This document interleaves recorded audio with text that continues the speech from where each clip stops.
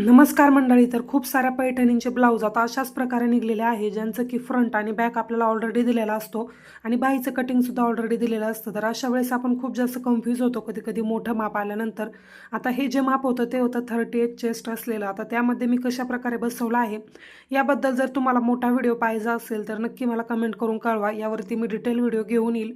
तर पहा, अशा पद्धतीने कटोरी ब्लाऊज जो आहे तो तयार झाला. पाठीमागून मटका शेप आणि त्यानंतर स्लीव्जला सुद्धा मी डिझाईन बनवलेली होती. कशी झाली ते मला कमेंट करून नक्की सांगा. या व्यतिरिक्त पेपर पॅटर्न ज्यांना पाहिजे आहे त्यांनी मला इंस्टाग्रामला DM करा. लवकरात लवकर तुम्हाला पेपर पॅटर्नसुद्धा भेटतील. कोणती साईज आणि मेजरमेंट आणि तुमचा ॲड्रेस मला तिथे DM करायचा आहे.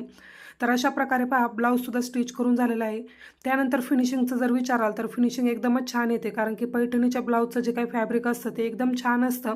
अस्तर थोडंसं मॅचिंग नव्हतं, त्यामुळे मी इथे डिसअपॉइंट झाले होते. पण फिनिशिंग आणि फिटिंग जी आहे ती एकदम परफेक्ट आली होती. तर चला भेटूयात नवीन ब्लाऊज